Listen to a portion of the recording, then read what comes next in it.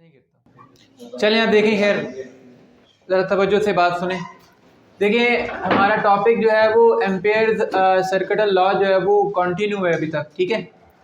Ampere circuital law की हमने जो है वो एप्लीकेशन जो है वो स्टार्ट की थी, और इसकी जो फर्स्ट एप्लीकेशन है वो हम लोगों ने पढ़ ली थी, जिसमें हमने जो है वो एक स्ट्रेट करंट कैरिंग वायर में से जब करंट पास किया था तो करंट के पास करने की वजह से उस स्ट्रेट करंट कैरिंग वायर के अराउंड मैग्नेटिक फील्ड क्रिएट होगी, ठीक है, लूप की फॉर्म में, ठीक हो गया।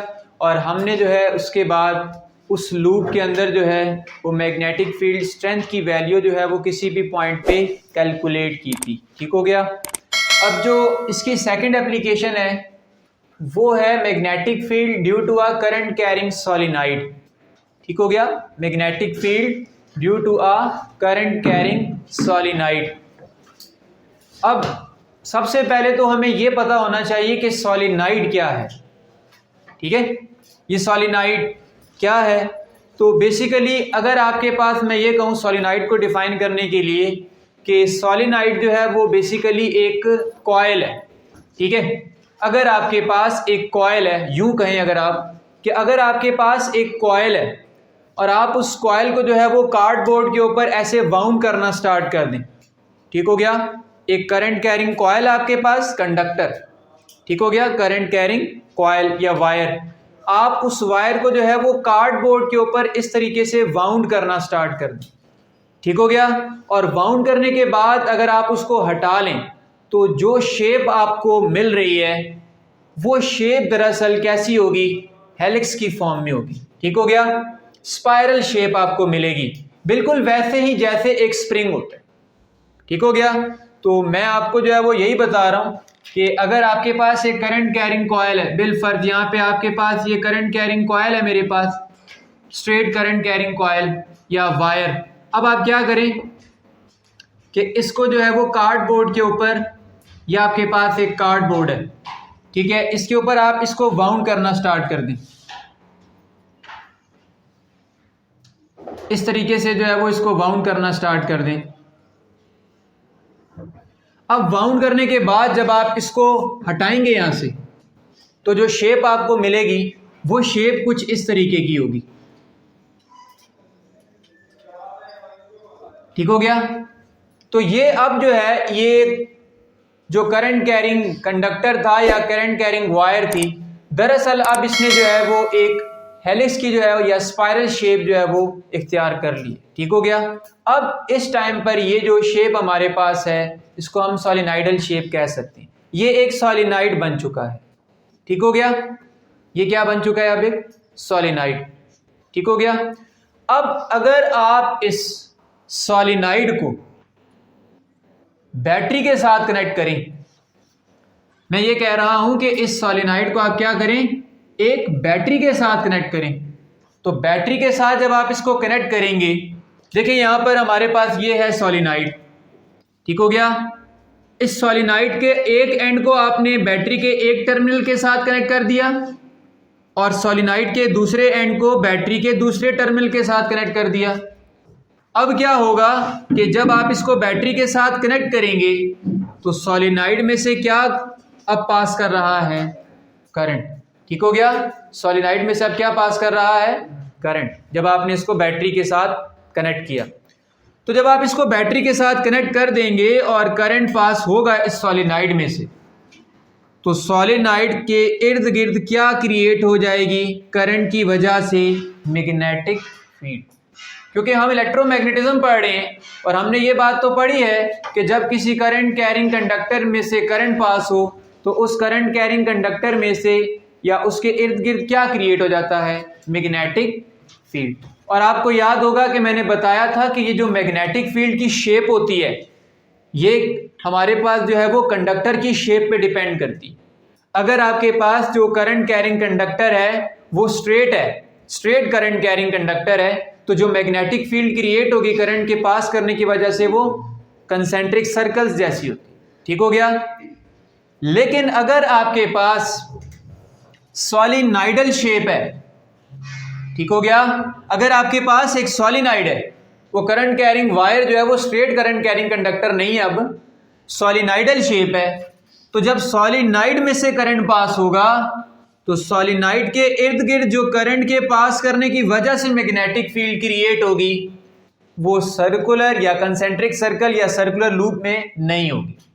वो हमारे पास उस मैग्नेटिक फील्ड की जो शेप होगी वो बिल्कुल वैसे ही होगी जैसे एक परमानेंट बार मैग्नेट की मैग्नेटिक फील्ड की शेप होती है।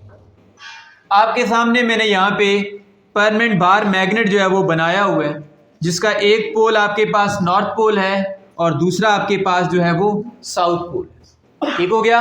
अब आपको पता है कि मैग्नेटिक फील्ड लाइंस जो है वो परमानेंट बार मैग्नेट की वो नॉर्थ पोल से जो है वो इमिट होती हैं और साउथ पोल पे जो है वो एंड होती है। ये आपके पास एक परमानेंट बार मैग्नेट की मैग्नेटिक फील्ड ड्रॉ हुई है। ठीक हो गया। लाइंस जो है वो नॉर्थ पोल से इमिट होती है और साउथ पोल पे जो है वो एंड होती है। तो बिल्कुल इसी तरह सॉलिनाइड के इर्द गिर्द भी जो मैग्नेटिक फील्ड क्रिएट होगी करंट की वजह से वो बिल्कुल वैसे ही होगी शेप में जैसे एक परमानेंट बार मैग्नेट की मैग्नेटिक फील्ड होती है। ये बात समझ में आ गई? मैंने 2 से 3 दफ़ा इसको रिपीट कर दी है। तो अब जो मैग्नेटिक फील्ड इसके इर्द गिर्द क्रिएट हुई है सॉलिनाइड के इर्द गिर्द करंट के पास करने की वजह से, जिसकी शेप जो है वो परमानेंट बार मैग्नेट से जो है वो मिलती जुलती है, अब होगा क्या, याद रखिएगा कि हमारे पास सॉलिनाइड के 2 पोर्शंस हैं। इनसाइड अ सॉलिनाइड अगर आप देखें, इनसाइड अ सॉलिनाइड तो लाइंस जो हैं वो एक दूसरे से बहुत ज़्यादा क्लोज्ड हैं और फील्ड जो है वो यूनिफॉर्म है। ठीक हो गया।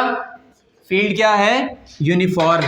तो inside a solenoid, inside a solenoid magnetic field एक तो बहुत ज़्यादा स्ट्रांग होता है और यूनिफॉर्म होता है।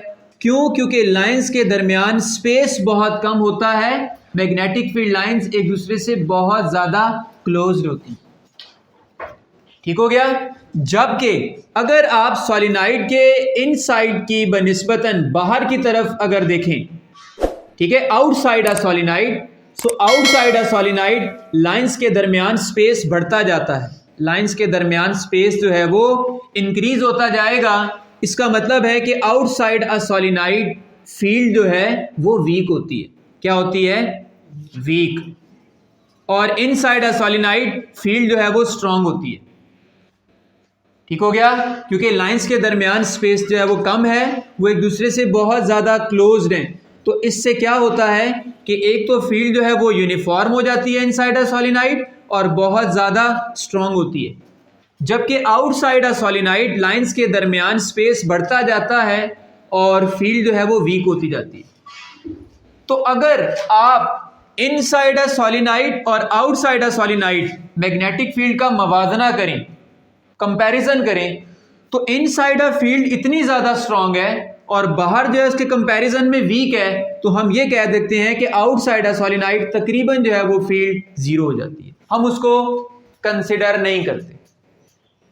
ठीक हो गया। ये पॉइंट समझ में आ गया। तो अब देखें हमारे पास डेफिनेशन मैंने लिखी हुई है सॉलिनाइड की आपके सामने। A coil wounded in the form of spiral helix forms a सॉलिनाइड।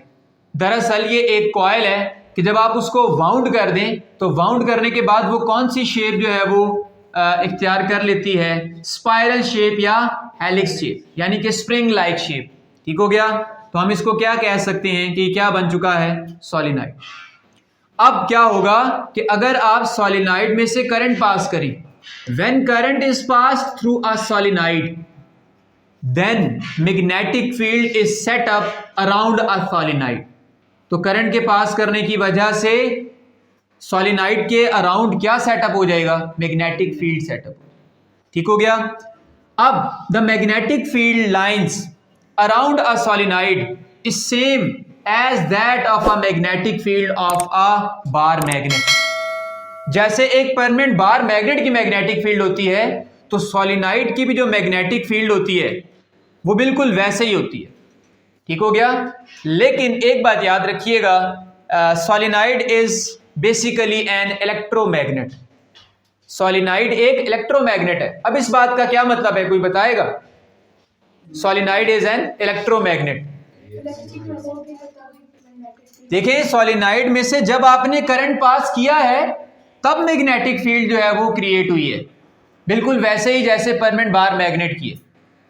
लेकिन अगर सॉलिनाइड से आप करंट पास करें ही ना तो क्या कोई मैग्नेटिक फील्ड क्रिएट होगी? No. So solenoid is not a permanent magnet, solenoid is an electromagnet. It behaves like a magnet in the presence of current. Current की मौजूदगी में सॉलिनाइड जो है वो मैग्नेट की तरह बिहेव करता है। ठीक हो गया? ये बात समझ में आ रही?